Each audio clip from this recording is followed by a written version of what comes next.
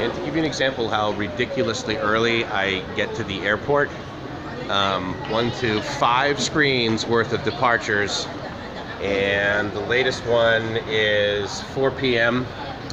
and I do not leave until 5:40.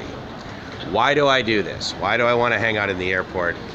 How could it possibly be fun? Now that said, it's very clean here. It's clean here in massive areas. Oh, you know what? I'm gonna see if I can exchange my Thai baht that I basically only used for 1 day. I'm gonna see if I can exchange that for US dollars. That would be kind of cool. The reason I do this is because the airlines that I fly, EVA and Thai, are the ones that I'm doing this time. Because I'm using points through United and through Star Alliance, I'm getting those. I'm getting that, and I'm literally flying one-way Bangkok to Los Angeles for $32.70. So basically the tax on stuff. Anyway, I get here early, and as you know, most airlines you can only check in 3 hours ahead of the departure. Which is true, quite frankly, but the nice thing about coming here during the day is that you end up with many flights. So traditionally, it's actually even more, it's much easier to check in for your flight even earlier than 3 hours ahead of time. Why do you want to check into your flight more than 3 hours ahead of time? For me, it's so I can request the emergency exit row. And if you've done any degree of travel, then you know that the emergency exit row, on some carriers, actually you pay extra. So for example, Southwest Airlines, I don't necessarily pay extra for that specific row, pardon me, but what I do is pay extra to get on the plane early and to get to that seat. And then, so like JetBlue, you can actually request the emergency exit row, or you can request extra legroom.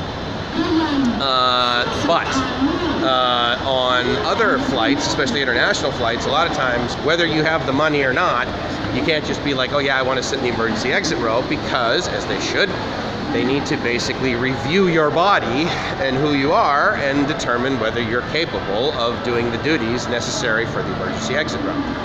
So that's what I do. I get there at least 3 hours ahead of time, sometimes 4 hours ahead of time when I'm doing these international flights, because at the end of the day, the flight is 21 hours of flight time, all in, I think. That would include the layover in Taipei. So I'm more than willing to chew up a couple of extra hours before I would normally check in, for the very real possibility of getting the emergency exit row, because I am 6'2". So while Thai Airways and EVA Airways, even in coach, even in non-emergency exit row, they have decent legroom, I'd like more. Because I like to be able to sleep on the planes, because as I mentioned before, pardon me with these sunglasses, as I mentioned before, it's possible for me to not have jet lag. So again, if I sleep on the planes, then I have that option.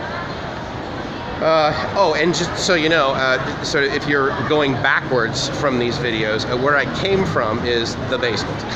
It's the absolute lowest point in the airport, which makes sense because it's a subway. And so I'm going up. You have to go up to the 4th floor for departures. So that's where I'm heading right now. It's actually super awesome, and I gotta tell you, for big cities, and I am not a big city guy, I love Bangkok. I don't know why. The more I'm here, the more I'm made aware of the fact that it is entrepreneurial, and that's exciting to me.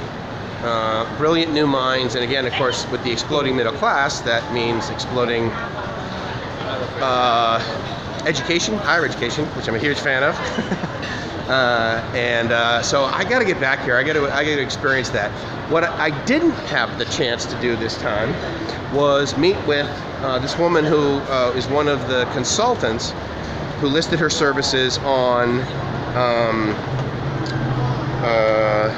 BangkokEntrepreneurs.com, I believe. I'll put the link below. It's something like that. The point is that I went to some website after Googling Bangkok entrepreneurs. And so I found several things, not the least of which is shared like co-workspace that also had like rooms in it. There was this one that was really close to En Nut, which is a stop on BTS. And so that was awesome. So here's what another thing that I want to show you. These are very frequent and absolutely gorgeous. I am so sorry about my fingers, but I really want to be able to zoom in. This is such a wonderful thing, and I believe we'll be here all year. And let me just say to my Thai friends, I genuinely apologize if me putting that tribute to your king on video is in any way disrespectful. It was simply out of ignorance that I may have done that incorrectly. I say that because there are displays, there are billboards and notifications, like when you check in on the airline, when you're going to, when you're flying from another airport to Bangkok, about Buddha.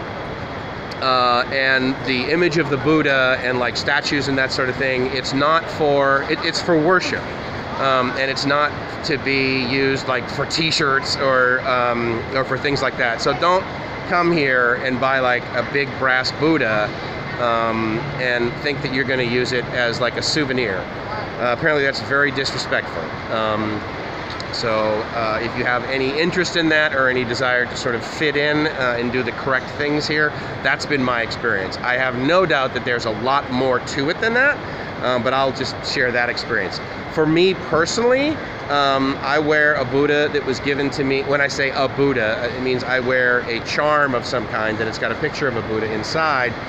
I wear this around my neck as a sort of, I guess you could sort of say it's synonymous with those people that are Catholic or Christian or Catholic, basically, and they wear a cross around their neck.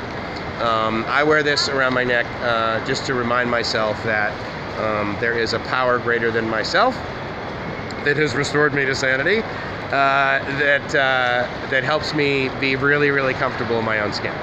And the Buddha, or Buddhism, the limited amount that I've experienced and that I know about here in Thailand, I absolutely resonate with. Gracie and I went through some temples here when we were here, sort of doing the tourist temples, you could argue, because it was the Grand Palace and over by Wat Po.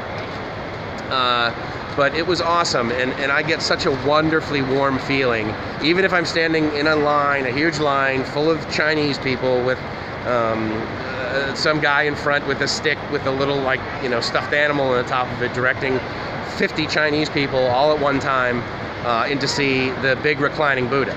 Even inside there, it's like, it's comfortable for me, and I like it. So that's sort of my attachment to the Buddha.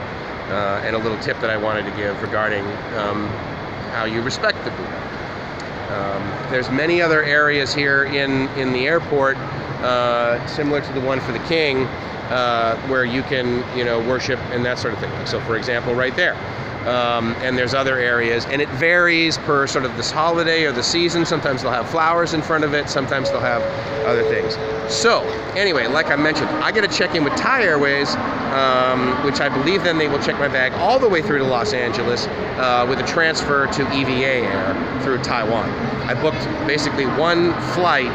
I booked one reservation on United.com. Thai Airways is the first leg, EVA Air is the second, and since it's like code share and it's all through the Star Alliance, then I believe this should be a fairly straightforward process.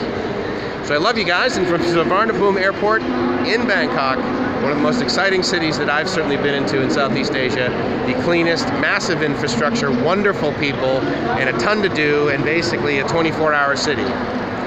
It's Mike's from livemyaassoff.com saying I hope you're living the dream, because if you're not doing the dream, if you're not living the dream, then you need more water, and you need to stop stuttering, and maybe you need more sleep, and you might be doing it wrong.